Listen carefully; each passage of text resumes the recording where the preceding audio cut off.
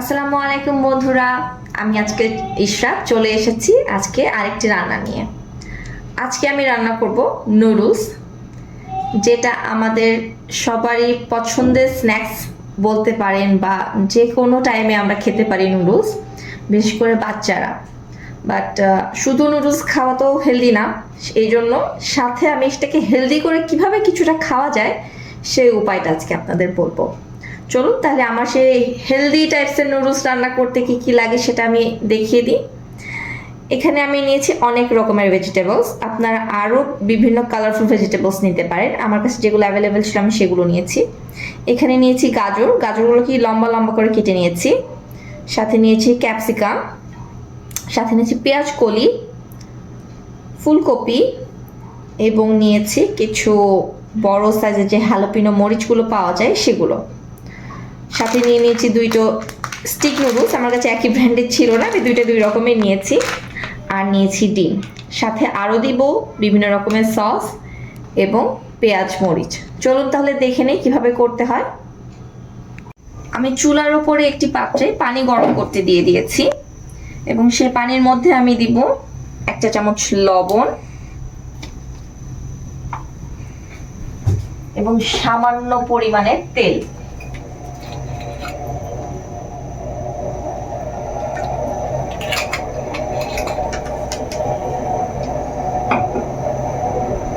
পানিটা অনেকটা গরম হয়ে এসেছে, এর মধ্যে আমরা ফুলকপিগুলো দিয়ে দিব।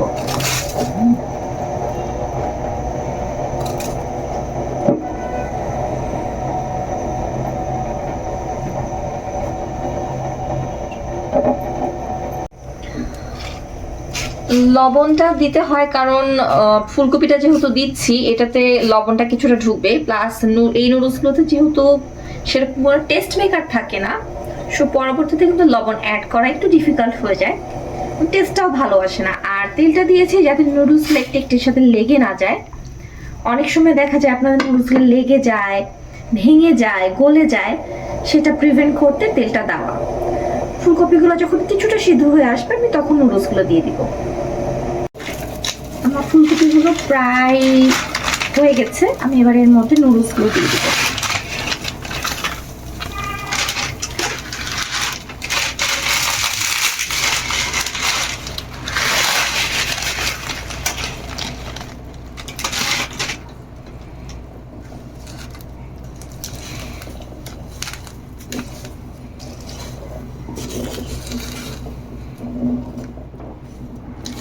হালকাভাবে নুডলসগুলোকে পানির মধ্যে ডুবিয়ে দিতে হবে। হালকাভাবে নুডলসগুলোকে পানির মধ্যে ডুবিয়ে দিতে হবে যাতে সবগুলো সমানভাবে সুন্দর করে সিদ্ধ হয়। নুডলসগুলোকে আমি 2 মিনিটের মতো সিদ্ধ করে নিব। 2 মিনিট পরে আমার নুডলসটা সিদ্ধ হয়ে গেছে, এবার আমি এটাকে ছেঁকে নিব। আমি ছেঁকে আবার আপনাদের সাথে আসতেছি। আমি চুলায় এবার একটি প্যান বসিয়ে দিয়েছি এবং তার মধ্যে দিয়ে দিচ্ছি পরিমাণ মতো তেল।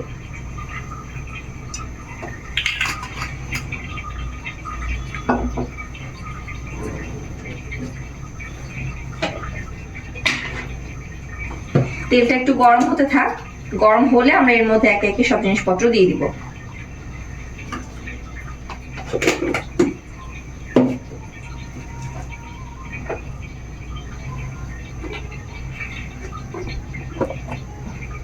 এবার তেলের মধ্যে দিয়ে দিচ্ছি 2টি মাঝারি সাইজের কেটে রাখা পেঁয়াজ,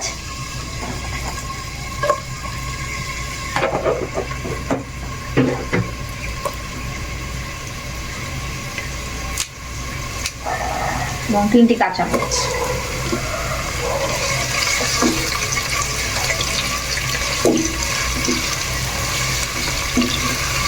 পেঁয়াজগুলোকে হালকা একটু ভেজে নিতে হবে যাতে পেঁয়াজটা একটু ট্রান্সপারেন্ট কালার হয়ে আসে।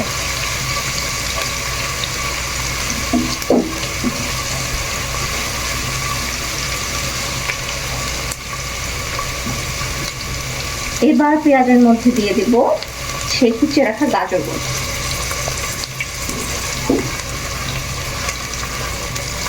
গাজরটা খুব বেশি সিদ্ধ করতে হবে না, জাস্ট একটু ক্রাঞ্চি ভাবটা রাখতে হবে।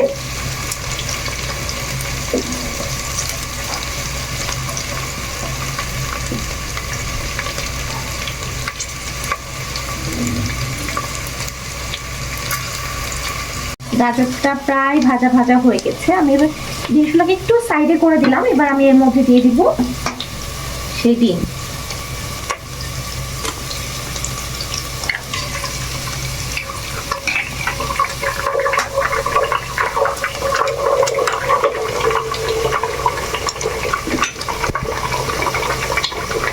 ডিমের মধ্যে দিয়ে দিচ্ছি সামান্য লবণ। ডিমগুলোকে হালকা করে নেড়ে একটু ঝুড়ো ঝুড়ো করে নিতে হবে।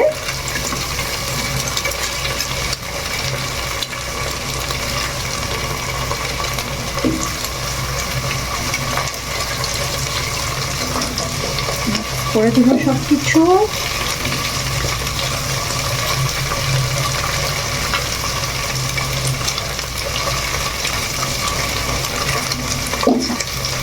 এই পর্যায়ে আমি অ্যাড করে দিব ক্যাপসিকাম এবং পেঁয়াজ কলি।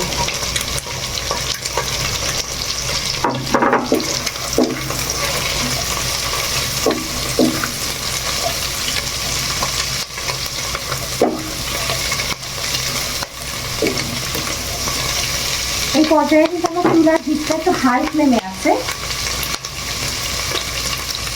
এবার এর মধ্যে আমি অ্যাড করে দেবো সামান্য লবণ।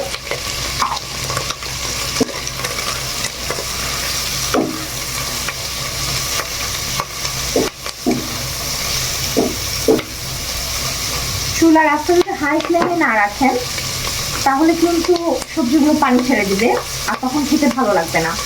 মধ্যে সামান্য গোলমরিচ দিয়ে দিব।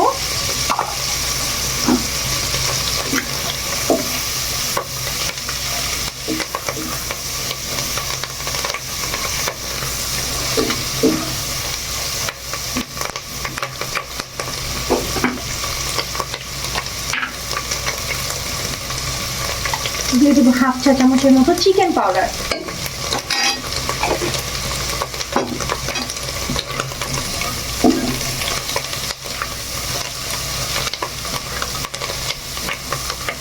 সাউন্ড শুনেই বুঝতে পারছেন চুলাটা একদম হাই ফ্লেমে আছে। এবার আমরা এর মধ্যে দিয়ে দিব সে কেটে রাখা জ্যালাপিনোগুলো।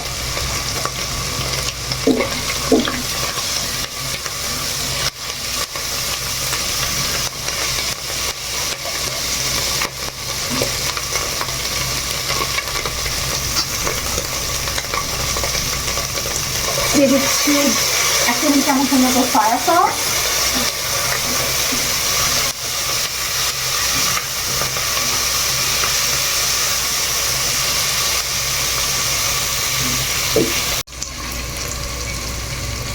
এবার এর মধ্যে আমরা সেই সেদ্ধ করে রাখা নুডলসগুলো দিয়ে দিব।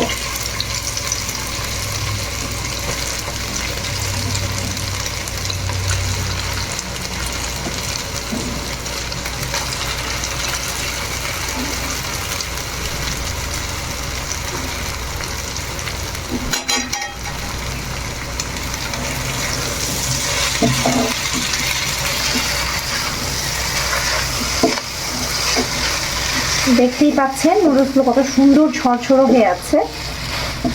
এটাকে আমি নেড়ে চেড়ে মিক্স করে নেব সুন্দর করে। আমি ভালো মতো আস্তে আস্তে নুডলসটাকে মিক্স করে নিয়েছি।